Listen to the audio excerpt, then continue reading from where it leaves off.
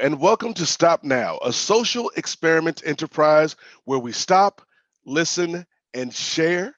Welcome back to our talk show. I am Nate, one of your hosts here at Stop Now. And as you can hear by my voice, it's been a very exciting week. Starting to lose my voice, but I've got enough left in the tank for an exciting conversation that we're going to have today with a guest that we're so pleased to be able to bring to you and bring her experience and her knowledge base to this program. But before we introduce our guests, let me introduce the rest of the team here at Stop Now. We have a new member to the team, but he's got a great name, so I'm excited about this gentleman. Nathan is with us. I believe that's what we decided to call you last episode, so that we can avoid the Nate confusion. But Nate too is with us. How are you, brother? I'm great. How are you? Good morning. I am good. So yeah, did we decide on Nathan, Nathaniel? I forget where we went. We could go with Ruben. That might be easier. Ruben, and then I'll, Oh. I'll just be hungry for the entire conversation. So I don't know if that's good either. Uh, but yes, we can go with Ruben. I like Ruben. So we got Ruben joining us, and of course, we have the man behind the scenes, the gentleman that keeps everything running on schedule, JK, the voice of the voiceless. JK, how are you this week? I'm good, Nate. I'm quite excited and thrilled because we are meeting with the attorney. It's been a long due, and I'm quite excited to learn about the special guest and also see that like how I can pull her into my show as well on a regular basis. Welcome, Terrica, and thank you so much.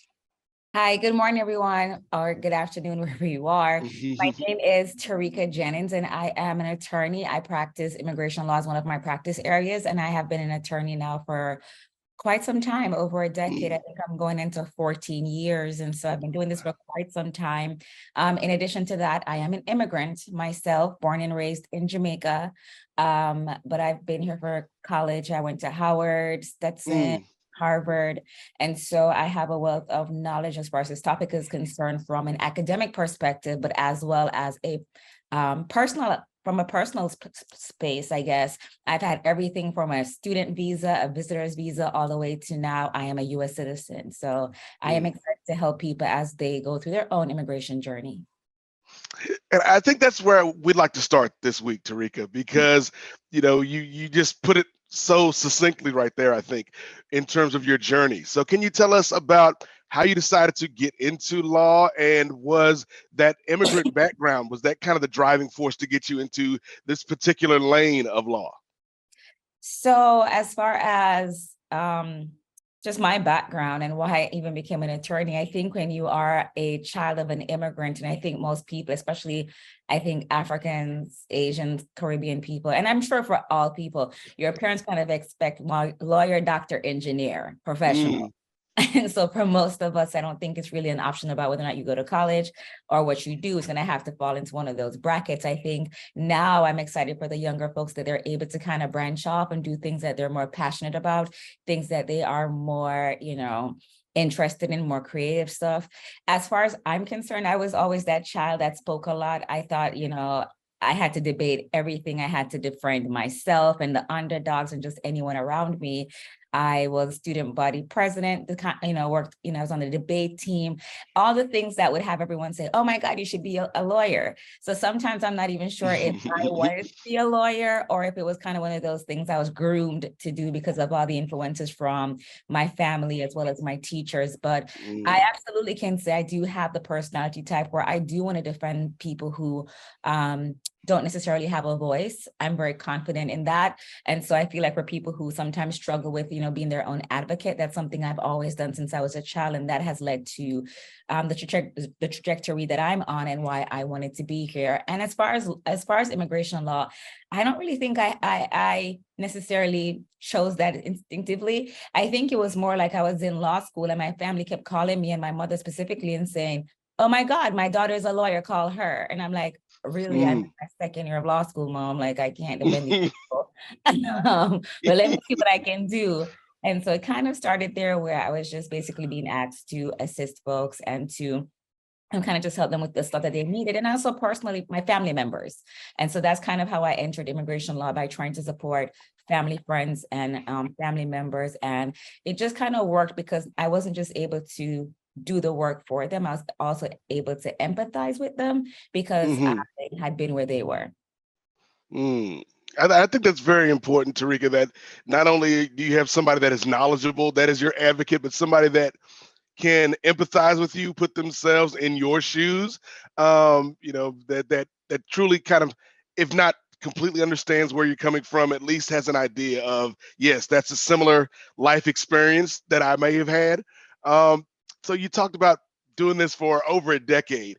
What have been some of the things about immigration law and dealing with some of these cases maybe that has surprised you over the years? And I stepped away for a second just to close windows. What has surprised me? I think one of the things that surprised me the most were how many people were practicing this area of law illegally, and how many people were losing money, losing their status because they were working with individuals in their communities that were perpetrating as legal experts in this field. And that bothered me a lot, especially when I just started practicing, because it was kind of just like, how can you, as someone who's an immigrant yourself, or someone who understands the immigrant experience, do something like this, where you put people's status in jeopardy, where you harm people, where you charge people money and you have no idea what you're talking about. I mean, those kind of things, I think, bothered me initially. In addition to that, I think also just recognizing, especially in the area of like employment law, or immigration employment rather factors, just how many people were being taken advantage of, right? So many people from other countries that are being asked to come here to work, and these programs seem so ideal when you're someone who's living in a third world country that don't have access to real good jobs or finances, but then you come here and you're in an equally bad predicament. You're here, you're not being paid on time, you're not being paid a livable wage, you're not being given livable conditions. And so things like those, I think, have been surprising to me over the past few years in terms of immigration. It's absolutely not a cut and dry situation. It's very complicated. It's in an extremely complicated area of law. And it's kind of like, folks talk all the time about wanting to live in a very diverse and open society where people can come here and share their culture and their wealth of knowledge. And then on the other hand, you have people who are just like, no, stay in your country and stay where you are. Don't come here. You're taking our jobs. You're doing all these things. And so there's such a dichotomy between how people perceive culture and wanting to have people integrate, and how they actually treat folks sometimes when they do get here. So those things have been a little bit surprising to me. Well, again, with due respect, can I interrupt and jump in here? Because Absolutely. I'm trying to be very polite, Nate, and I don't know what you did in the beginning. I see you are drinking a lot of water. And yes, you're the voice of the voiceless, and I feel like in 20 minutes I might be voiceless the way my voice is going this morning. I don't know, Nate, like what you did, but the first few minutes into it, and Terrica walked out of it, and I thought, like, okay, pissed off the lawyer. You thought she walked off on my question, she wasn't coming back? Very first thing, like, again, as I make this joke, Terrica, don't feel offended. This is like, law is a very disciplined field. I know that, because we are a little bit nervous and scared, like when we go to court, right? When we face the judge, because there is a decorum and everything has to be in an orderly manner. And otherwise, like, it's a big trouble, right? You cannot crosstalk, you cannot interrupt when the other person is presenting it. So many rules are there, right? But here we are doing it as a free discussion forum, and I usually jump in, stop people and say like, okay, this is stop now. So please stop. And anyone can interrupt me as well. So we always wanted to do that kind of thing. But before Ruben starts asking questions, right?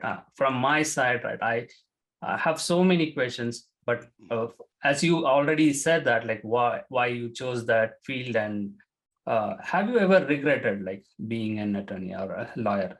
So it really sucks, right? What am I doing? Have you ever felt that?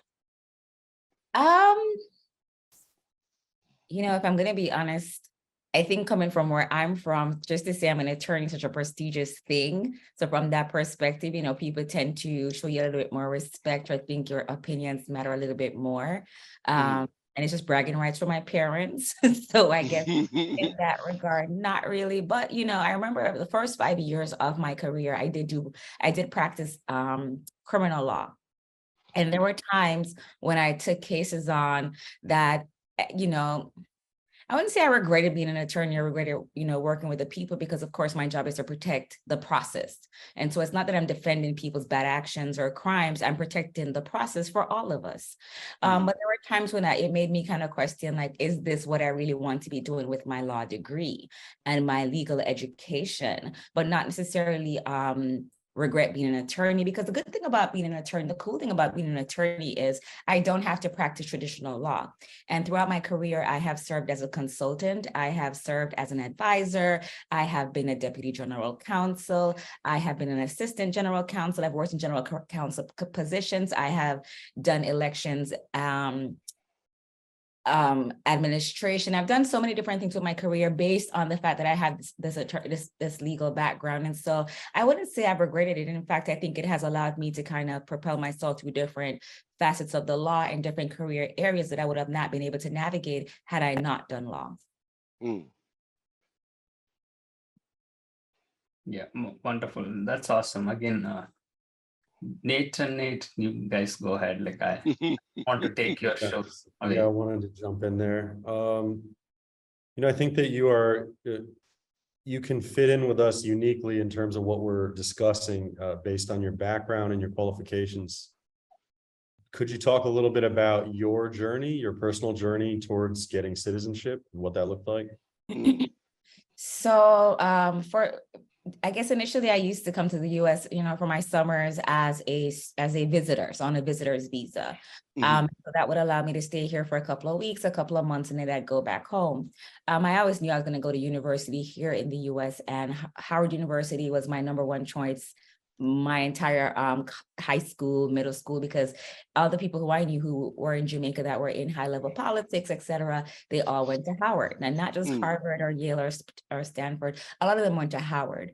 And for me, coming from a country where I had a Black prime minister, Black doctors, Black lawyers, people that looked like me, and they went to Howard and they had all these good things to say about it, that's exactly where I personally wanted to be. And so when I came here, I did so on an F1 student visa. And so I studied at Howard as an F1 student visa, as a student. But at the same time, my mother was here, and my mother was going through her own immigration journey. After Howard, I went to law school, and then let me stop for a second. Between Howard and law school, I actually worked for 2 years. I finished Howard a year early, and so I decided to do what any young person decides to do, is to travel and be reckless. I will take the reckless part back, but I definitely decided to travel and kind of enjoy that year that I had extra after leaving college a year early. And one turned into 2 years. And so during that time, my job at the time filed for my H-1B workers visa. And so I was able to work here legally during those 2 years. And then during that same time, my mother was filing for me. And so at that point, eventually I got my green card. And so I went through law school as a green card holder, did that for the 5 years. And then eventually I filed for my US citizenship. So I've had a combination of all those types of visas over the past few years. And for me, the process, I won't lie, it wasn't extremely hard. I was able to have a job where someone was able to sponsor me immediately. And so some of the folks, I know a lot of corporate companies, I studied finance at Howard, and so a lot of my friends went straight to Wall Street. But I decided to take a slightly different route and work for a nonprofit organization when I left school, specifically because I knew it'd be easy for me to have them file for my work permit, or easier for me to get them to do my work permit, because universities and nonprofits, they tend to do that a lot, right? With workers overseas, etc. And that worked out for me because I immediately had someone sponsor me after my OPT, which is our optical practical training.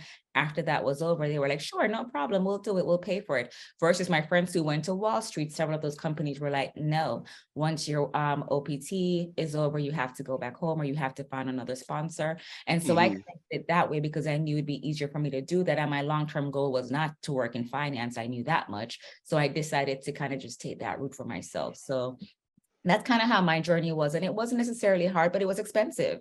And so I think that's the one for immigrants, that's the one thing that they always have to be mindful about when people want to come to the US or they want to change status.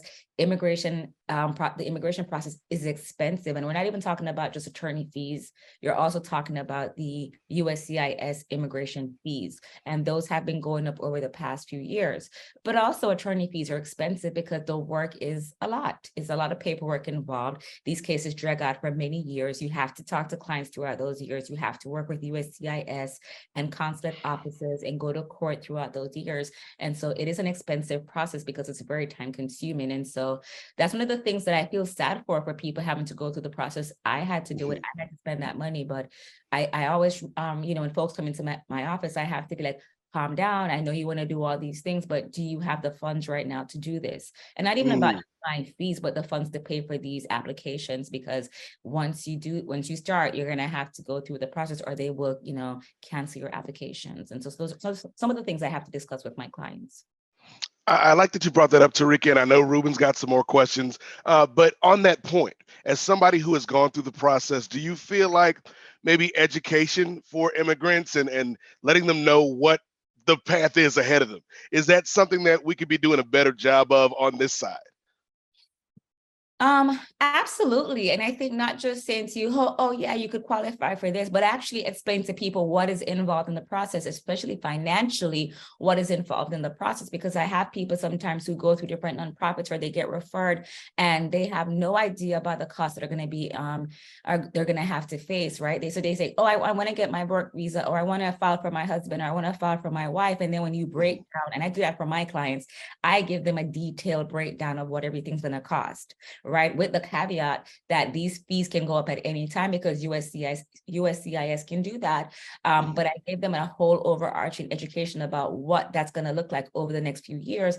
That way there's no confusion about them not being told or not being informed. And I deal with my clients how I would want someone to deal with me and talk to me and handle me, because again, I have been there, and I know for me, I have a certain level of education, I guess, that would have allowed me to kind of navigate some of these things on my own. But I know that's not the case for everyone. So I treat people like it's my mom or my aunt or my cousins who have done all their immigration stuff. But I treat people with that same level of respect and thoughtfulness because, again, I've been there. I have family members who are currently going through these things. I'm filing for my aunt right now on behalf of my cousin. So, I treat people the way how I'd want my family members to be treated. And that starts with education. I think also with nonprofit organizations, I absolutely do think they could do a better job of not just telling people, oh, yes, you're entitled to services, but actually explain to them how long these things will take, how much money these processes will take, because people come in and they have these very unrealistic expectations about how quickly they're going to be able to get through this immigration process. And sometimes you're just like, absolutely not. It will be years. And so sometimes people just aren't prepared for that information because they weren't told prior to coming in, or they weren't informed. And the final thing I'll say on this is a lot of times people tend to say, oh, well, this person got this, and so you're definitely going to get it. And it's no.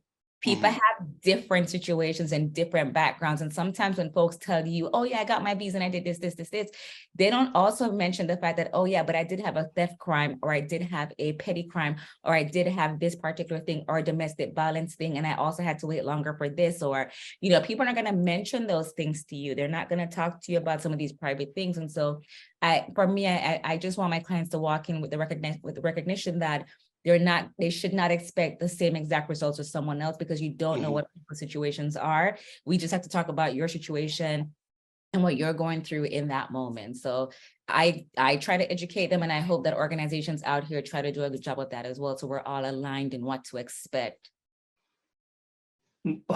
Wow. Again, yeah, I just can't believe I just have to express my emotions here, right? Going through a lot. Terrica, amazing. You are the right fit, and I don't know how to say. You have gone through everything, like what we are trying to do here, and you will be the right person to answer all those things. Maybe I don't want to say this, it looks awkward, like I'm falling in love in the first. This is the person like I am looking for like so long. So she right into that field. Amazing. Go ahead, Nate.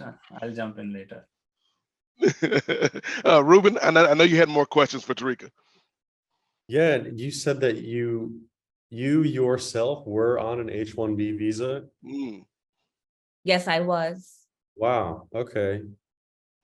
So, could you tell us about your experience with the H-1B visa personally? So when I left, when I left Howard, as I mentioned before, as most people, when you leave the university, you get that practical training. Basically, it's a period of time when you're able to work just to have some experience. And I won't go too in depth with it, but of course, people who have STEM, they get a longer period of time than the traditional students. Now, so anyway, I did my OPT, and during that time, I had a really great job.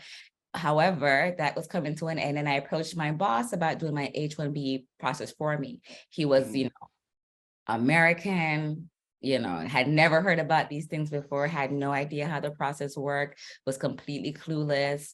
But he was so open to learning, and he was so open to helping me with what I needed. And so he was just like, well, can you afford to hire a lawyer? And at that time, I was like, no, so they got the general counsel of that organization involved, and long story short, they agreed to do it for me as well as to pay for it. And I just want to put the disclaimer out there that that is not common all the time. There are organizations that will say, sure, we'll do it for you, but you have to pay for your own attorney, you have to pay for all the expenses. And there are other people who will just flat out say, no, we don't want to deal with all this, because it is a long process. You have to, post a job out there. You have to see if you find American people. You have to do the DOL stuff. And so a lot of people don't want to deal with the kind of work involved in that process, because it's a long process, and we can go into that in another show, but it's an extremely long process to do that. In any case, while I was on OPT and while my H-1B application was pending, my OPT expired. And so a lot of people don't realize that when your OPT expires and you have an H-1B application pending, you can't keep working. And so during that time, I had to stop working. And so that was hard for me because, of course, well, for me, okay, let me be really honest. I didn't have student loans intentionally as well, right? Because I worked right through Howard. I was an RA. I did things to have money, and I saved my money because I knew the type of immigration status that I had. But during that time, I couldn't work. I had family support. I had money saved. But my boss was just like, don't worry about it. Everything will be okay when you get back. When I actually did, when I got everything, my boss called me back and he was like, hey, you can come back to work. We're done now. Started back up as I did before. And I would say what was fantastic about my experience, and this is not common, so I don't want anyone to go to work mad about this with their employers. Later on that year, at the end of the year, my boss gave me a bonus as a part of my salary. And I was like, really? Because they don't really do that. So I was like, really? There's a bonus? And I was excited. And then when I did the math, he had given me a bonus of all the money I had lost during that time when I couldn't work. And so that was just a really fantastic experience, but it's not common, obviously, but it made me that much loyal to the organization and to just him as a boss, and just, for him as someone to understand my plight as an immigrant and the journey I was going through, and the fact that I was trying to do this so I would be able to go to law school, I would be able to matriculate through my education. I wanted to have a better life here. So that for me was a really good experience, but I know for a lot of people, it is not as common. I had a client last night who called me, and she's a STEM student. So she was able to do, the OPT, as well as the additional 2 years, et cetera. But her employer has decided that they're not going to do her H-1B. And so she is now, thinking about, how can I file for myself? How can I sponsor myself one of these e-visas? And I'm just like, you don't meet the requirements. You don't have the kind of background that would lend itself for you to sponsor yourself. And that's disheartening for folks. But I don't want to go too much down that lane at this time, but for me, I didn't have a bad experience, frankly, and I'm just so thankful for that. But I think a big part of that goes back to what you asked me about earlier, was the education piece, because I was dealing with someone who was born and raised in Virginia, you know, Caucasian, just had never had to deal with that kind of situation before. And he was willing to learn about the process and really willing to, you know, help me to navigate that whole process. And so for me, I was a bit lucky. But again, I always tell people, when you go to these big box companies, a lot of them won't. A lot of them don't have the time to do this, you know, for certain employees. Now, for certain other employees in tech, especially, et cetera, it's sure they have a whole outsourced thing. But for other spots, if you're just like, for me, I have a finance background, I was working in that space. A lot of organizations would not have done that, because you probably could have found 100 people to do my job at the time. So you just have to find the right employer when you're in those situations. And for me, that was very strategic. I picked an organization that I knew would be open-minded. And I agree with JK, Terrica. I'm loving this conversation. I'm excited for the conversations we can have in the future, in particular when it comes to the H-1B, because we have had guests on. We've had people that were on the H-1B write the show and let us know their experiences, and it's been a wide range from people that like the program, people that had a good experience, or people that had a bad experience and think the program needs to be reformed. And some people think the program needs to be abolished. So we've had a wide spectrum of kind of opinions on that. So we definitely want to get into that down the road with you. But in terms of kind of maybe a macro on immigration as a whole, because I know there are people watching this conversation that might be thinking about these issues in a different way for the first time. Can you let the folks know kind of maybe what you feel is the biggest misconception about immigration when Americans just kind of think about the big topic, but like bold letters, immigration? What's kind of the things that people don't really understand about the process? You know, the first thing I will say is this, and this might be a bit controversial and you guys want to invite me back, but I think one of the misconception is that people want to come to the US to steal jobs. It is crazy to me, because when you do the statistics on the type of jobs that most immigrants come to the US to get, it is absolutely not jobs that a bunch of Americans are, you know, I guess running to go do, if quite frank. And, you know, last week in Florida, for example, they changed a bunch of laws in terms of how, you know, undocumented workers can navigate the immigration system there, and you know how employers are going to be penalized if they do in fact have people on staff that are undocumented, et cetera. But when you think about a field like construction, one of the there was a company in Florida that basically pulled every single person off this huge project that he was working on, and he had over like 300 workers that were standing there. And of course he didn't, you know, have the people say, you know, whomever is undocumented, raise your hand. But it was basically understood that several of these people were not documented, right? Or had been out of status. And he was just like, if you guys can find me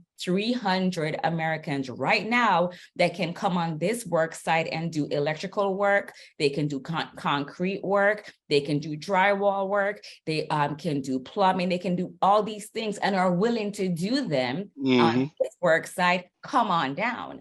And that's the point, right? That's a very micro section of immigration, but it is this idea that people are, you know, mad and upset because people want to steal their cleaning jobs at the hotels, or people want to come in there and steal their construction jobs. These are jobs that most American people don't have the training to do. Most Americans aren't doing, you know, trade work at the level that would allow them to completely supply an employer who needs those kind of services. Do I think there are people here who can do that and who want to do that? Absolutely. But at the level that we would need those people? Absolutely not. Do we have a plethora of Americans that are running down to Florida to go work on farms and pick apples and do all these things and pick oranges? Absolutely not. And so this idea that a bunch of folks are coming here and stealing all the jobs is ludicrous to me. It is ridiculous to me, because these are not jobs that most Americans want to do, which is why they have to be outsourced. And so, you know, I think that's a part of the issue. And to think that, oh, immigrants are coming here and they're just taking all these resources. You know how much money immigrants put into this country in terms of buying stuff and doing stuff. As an immigrant myself, I'm a US citizen, but I'm sending barrels of clothes and things to my family at home. You know, I'm doing things that I'm going into Costco's and packing up stuff from my nephew. So I'm saying these people aren't just sitting here and take. Most of us have never been on any type of government assistance, especially people who are illegally here, if that's what you want to use as a term. They can't get food stamps. They don't get government assistance. They're not a part of the welfare problem, right? These people are out here working, making money to support themselves and giving back to the US economy. There are folks like me who have never been on food stamps. I've never gotten government assistance. I did not get student loans. I had to pay for college cash. I went to school and I paid for school cash. Do the math on that. I don't know 10 people who've done that. And I came from a whole third world country, and it was me and the Nigerians. That's what we were doing. Howard loves us, right? Because the Korean kids and the Nigerian kids, they come in with cash, here you go. And so there's so many misconceptions about the type of immigrants that come to this country and what we do and how we traverse this, you know, this country. And it's not that some of us come here because we don't have anywhere else to be or we can't stay in our home countries. It's because it's here. Why not? The same way how you want to do study abroad in China or study abroad in Paris or study abroad in Barcelona. That's the same concept for us. We want to go see other things and then go home and see other things. It's a bigger country. We have more options about things to do. I can't live without Target. There's no Target in Jamaica. But it is absolutely not because I don't have a warm bed in a fantastic house with cable, light, water, a huge lawn, and all the things in Jamaica. It's absolutely not true. And so, you know, even and I'll end with this, and I'll say, if you look at most people I know, we're not just, you know, again, coming to this country because we have nothing. People here are going back to their countries and using the opportunities here to build homes at home without mortgage, having homes at home in their home countries without mortgages, coming to this country and buying homes, and again, giving back to the economy. Most immigrants that I know that came to this country, myself, my aunts, my uncles, my mother, we all own homes. Right? We don't have to rent. And so this idea that every immigrant comes here, or most immigrants come here and they take, and they don't give back, I think is one of the biggest misconceptions that's out there. There's several, but I think that one is a little bit, I guess, the touchiest one for me. Yeah, Terrica, again, I am loving this, right? So Nate, can I play the devil's advocate with the advocate? Yes, that is your typical role, JK. Yes, play the devil's advocate, sir. I mean, Terrica, correct me if I'm wrong. Like, I don't want like to upset you or argue or fight with you the first show That's itself. what I do for a living. Yeah, we will do that like in the daily show with JK. I mean, honestly, I understand, right, what you are getting at, right? Because you being an immigrant as well, you have gone through all these process. So isn't that like fair to say like you are taking the side of the immigrants, right? Because here, like Nate Rubin or Nate Milton, or we are not immigrants, right? We are born Americans, and we have that privilege, right? So the advantage. So from our standpoint, right? So from the white person's standpoint, right? There is a division, right, in our society, like white versus black or brown or Asian. So we are trying to divide in a political spectrum. So from the white's point of view, right? Is it justified, like, for them to, I don't know how to put that, like, I don't want to make this sound wrong, but still, some of the opportunities are being taken by the immigrants or even non-immigrants. Like, let's say, right, so you have been on the H-1B visa as well. So you know the clear-cut law on that, right? H-1B is a non-immigrant visa. The struggle for me to understand, like, why would the government create that in the first place? Because you yourself said that, right? More than 150 million people, like, from all over the world are crazy to immigrate to US. So when that is there, like, why do you create a non-immigrant visa, right? It's a temporary one, and it's a lottery system. You know that better than anybody else, right? Why do they do that? Why do they exploit? So you're saying, why do Americans exploit workers? Yes. I mean, for economic gain, and that's the point. And that's the point, right? Immigrants get blamed for a lot of these things, and you're right. Of course, I'm going to be a little bit biased because I am an immigrant. But let's take it to other part. I own my own business. I own my own law firm, Terrica Jennings and Associates.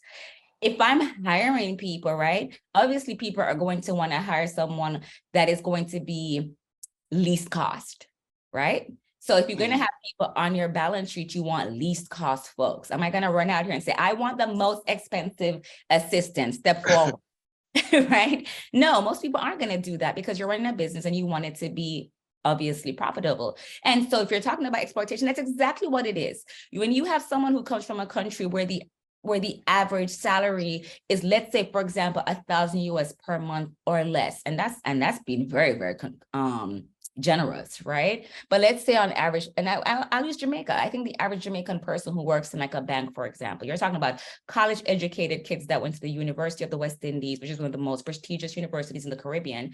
Those kids come out of school on average making $75,000 to maybe $100,000 a month. That's roughly 1,000 US per month. And most of these people don't necessarily have full benefits of healthcare, et cetera, et cetera, et cetera. While, and while they do live at home and don't have mortgages, most of them live at home with their parents, or mortgages or rent is super cheap there, et cetera. Of course, it looks more exciting and thrilling to come to a country that's going to be paying you now $2,500 or $3,000 a month. And Americans exploit that because they know someone who's coming from a country making $1,000 a month will be excited to make $2,000 a month, even though the average American person won't want to do that. And so they are exploiting those individuals. You look for someone who's from India, someone who's from certain Asian countries, you are going to go out there. They are doing that because they know in these countries, people are making less. And so they can pay them less than they would pay the average American person to do the same job. And so I do think, yes, I am advocating for immigrants, and I am biased because I am one, citizen or US citizen or not, I am one. But let's not get it twisted. The American economy, the American business owners, the American commercial ecosystem, they benefit from having all these people who come here who are willing to work for less. Not me, though. I am expensive because I do the job. But you do have folks that come here and, they are being exploited, and that's problematic. And that's the part that we should be focused on not just simply people coming to this country, because it's not just people coming here for no reason. They're coming here because these employers are doing things to recruit them. These employers are doing things to get them here. When I was living in Jamaica, and I go back home a lot, but when I was in high school in Jamaica, they had huge college fairs of American schools that came down there and recruited us and got us to come here. So it's not like people are just saying, we hate our countries, we don't want to be here. American institutions are coming there and getting us and giving us scholarships and giving us a pathway to be here. And so I think it's a wider conversation to have. And it's not just immigrants, it's also the employers and the universities that are coming down here and recruiting folks to come to this country. So it's a bigger conversation. Don't think these companies that own whole orange farms in California, orange farms in Florida aren't benefiting from immigrants. They absolutely are. And so they should also be a part of the conversation about why you have to even have these employment-based non-immigrant benefits here in this country. And as you mentioned before, do I think should be reform? Absolutely, there should be reform. There should be an entire huge reform of the immigration system. I have clients right now who are married to US citizens who came here legally, who are entitled to have their green cards and eventually their citizenship, who have been pending with USCIS for 2-3 years. That is ridiculous. They're immediately entitled to their visas. They're immediately entitled to these services. And USCIS is pretty slow, right? They're not very efficient in how they run their system. And so there should be an overall, to me, overarching overhaul of the entire US immigration system. Now, do I think there are problems with immigrants too? Of course, right? We're not going to sit here and pretend like there are not people who come here and face economic hardships and get into crime, et cetera, et cetera, et cetera. It'd be ridiculous for me to pretend that there are not issues there as well, right? And I could list several others. There's family separation issues, there's social integration issues, there's issues of people not, learning the language and having language barriers. There are all the things, but let's not get it twisted. I live in Washington, D.C., which is not a huge hub in certain parts for immigrants, and the crime rate here is ridiculous. The gun crime rate here, it's ridiculous. It's American-born and raised citizens. So there's so many conversations that we can have about this, but it's not one that you could just say, oh, all the immigrants are coming here and doing bad things. Frankly, I don't know any immigrants who are criminals, right? We've all gone to college. The people I associate with, we've all gone to college and got the degrees and give back. However, there are also pockets in California and Florida and Boston and see that also have immigrants that are not necessarily doing what they're supposed to do, because gang violence is an issue in America overall. But it's not just immigrants. Let's keep it clean. Like in Washington, D.C., we have a significant amount of gun crimes. And believe me, it's not the face of immigrants. And so, there's a lot of conversations that we can have, and there are issues on both sides, but it's a debate. It's a debate that we can have all day long, because there's several issues that need to be addressed. Yes, because like there's so many things that flow in and out of the issue. I feel like, you're talking about race, you're talking about economics, you're talking about politics, particularly when you talk about Florida. There's a lot of political stuff going on right now around the issue of immigration. And so we will definitely have to have you back, because I feel like our audience is going to be enriched and enlightened in some cases. And possibly upset, because the truth is, people that look like And me. sometimes they need to get upset. Yeah, I think people who look like me have a harder time navigating the immigration process than people who are Europeans, for example, right? If you have, and we can start with Cuba versus Haiti, right? When you have a Cuban person who can come to Miami, if you make it on shore, you get on the boat, you do whatever, you're now able to stay here. It's not the same for brown people. It's not the same for Haitians. And so there's so many things that need to be overhauled in general about this immigration system, and how, a certain class of immigrants, like people love European immigrants, not so much the brown immigrants, you know what I mean? And so those are big issues that people need to recognize that are also here, because nobody really gets upset about a bunch of Europeans coming here, but they absolutely have an issue with a bunch of brown people coming here from the Caribbean or India or wherever. So, we also have to face those realities. Like, this country has bigger issues than just immigration. Yes, we certainly do. Ruben, any questions as we start to wrap up here with Terrica? I have so many. How much time do we have here? Okay. Yeah. One thing I wanted to ask is, what you said that your mother was already here before you came. Yes. Did she come here by herself? That's a weird question. My mother has 12 siblings. So oh, wow. What did her journey, could you tell us a little more about her journey? So my mom, she moved, her sisters were here. She had family members here as well. My mother moved here when I was really young. And so they both Caribbean parents, right? They come here, and they kind of paved the way for other people to come here. I know my aunt specifically, who lives in Boston, she was the catalyst for getting everyone here. So she came here, set up shop, and, created a space for everyone to come here. Her house was, basically the launching pad for most people. Come here, get established, and move out. And so that was what happened. My mother came here initially, stayed with my aunt, and she's here legally, came here legally, and was able to do her own immigration journey through various visas. And I'll talk about my business. I won't get into her business, just know she's here legally. And so she came here because she had siblings here already, and she was able to come here, get her work permit, work. She's now a U.S. citizen. She's been a U.S. citizen for many years, but yeah, she's here, and she was able to file for me and my sister and I. Yeah, of course, Terrica, we have so many questions. We'll do it like in future episodes, but even this one should be like done as a 2 or 3, I think. So we had a long conversation, but from the statistics or from whatever knowledge research we have gathered, just tell me that, like, this may be my last questions for this episode. So is this right? People who come legally or stay and become illegal is the highest percentage compared to people who are trying to enter illegally through borders. I'm sorry, I didn't get the last part of what you said. Which one is right? I mean, people entering illegally is in higher percentage, or people who come legally and overstay and become illegals or undocumented? Let's not call illegal, right? So I don't like the term illegals, but listen, I'll be the first to tell you, I do not support illegal immigration. I do not support people coming into the country on, through illegal means. Absolutely not. As someone who came here legally, as someone who had to pay all the coins, all the money to do this the right way, I don't endorse people who are coming here illegally. However, there's also the humanistic, there are other human issues that are at play. Humanitarian, that's the word. Humanitarian issues that are at play.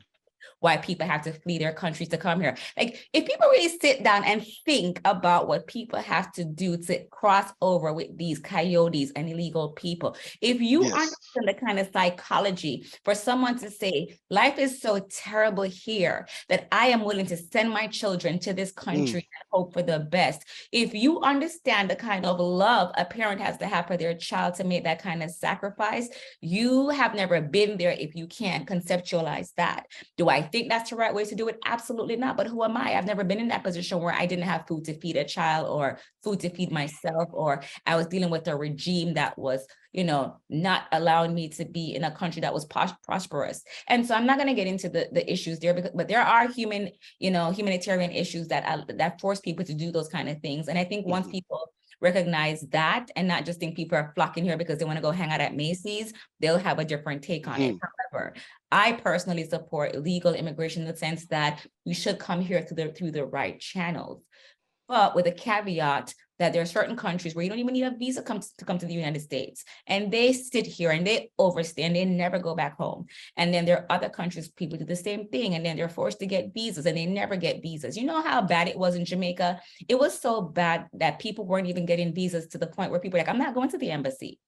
And then the embassy had to be like, all right, okay, fine, sorry. And they put it in the newspaper. All right, come on back. Just come back. We're gonna, start giving out visas, because they collect people's money. It's non-refundable. And then you don't give them visas. And so you wonder why people do this illegally, because you're taking their money and they're not going to get something, in return. So it's not really easy to answer these questions. It's a significant number of people coming here illegally, but I guarantee there are more people coming here through the right way, right? They're coming through the right channels. And I'm not endorsing people who overstay or come here illegally, but I can say that there are bigger things at play that people should just try to be a little bit more cognizant of, why people make these decisions. You have people who are homosexuals. You have people who can't go back to their home countries. You have people who are dealing with, political issues. There's so many other bigger topics surrounding these issues that people try to ignore, or, they not even try, they absolutely ignore, and they just look at the, effect and not the cause. So there are so many, it's a convoluted topic, and we can go into it more at a later time. Yeah, absolutely. I agree on it. Ruben, your last question. I'm going to save it for the next time. A tease for next time.